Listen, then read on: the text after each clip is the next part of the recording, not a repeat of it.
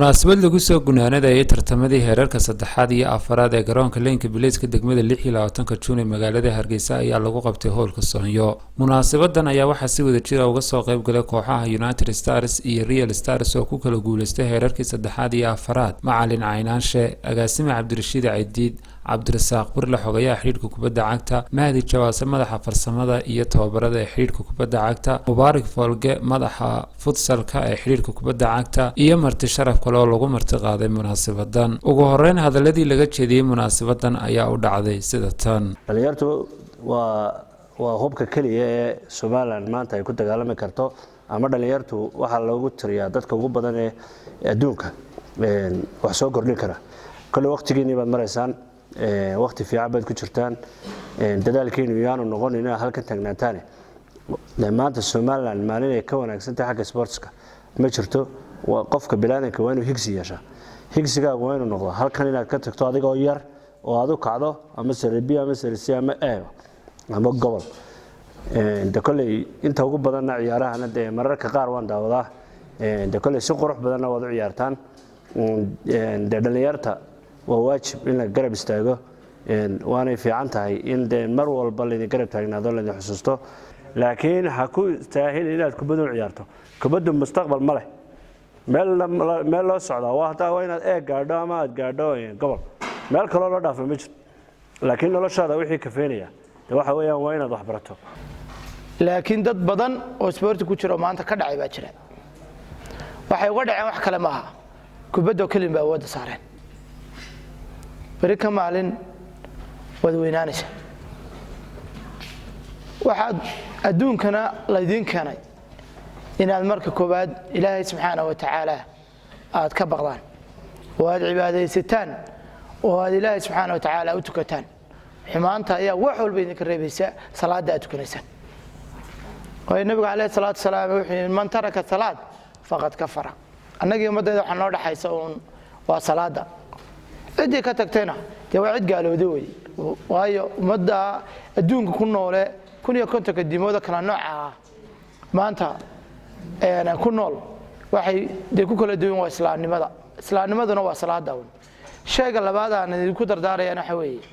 maadaama aad u yaryartiin oo daadiin oo chance fiican opportunity oo dadkii horaanay soo mareen maanta aad haysataan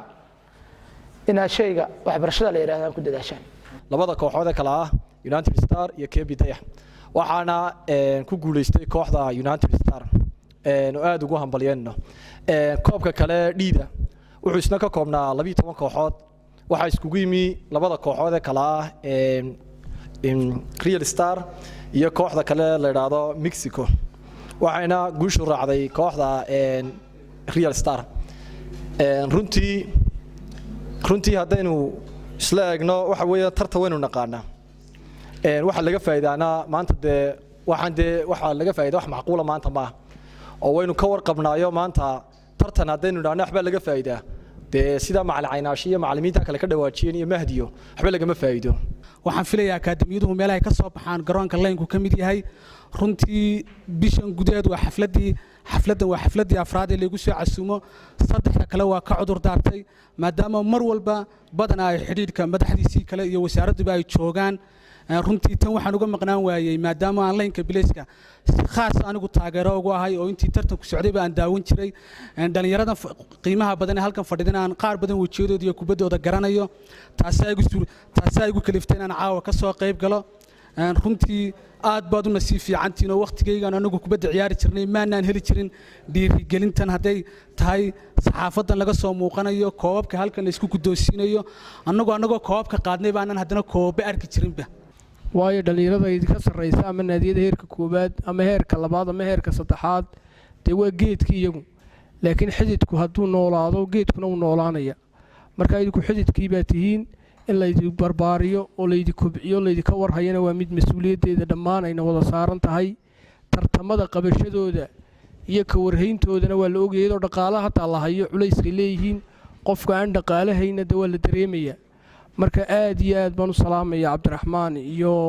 Khadar basay dhaxda ugu xidheen tartamada isdaba joogga uga qayb galeen waxa sharaf ah inaan caawa idin kala soo qayb galo munaasabadan qaaliga ah ee ujeedadeedu tahay in abaalmarin lagu guddoonsiiyo kooxihii ku guulaystay tartamadii kala duwanaa ee garoonkaasi ku qabsoomay. runtii waxa muuqata yididiilo iyo hami weyn oo u soo kordhay dhinaca ciyaaraha.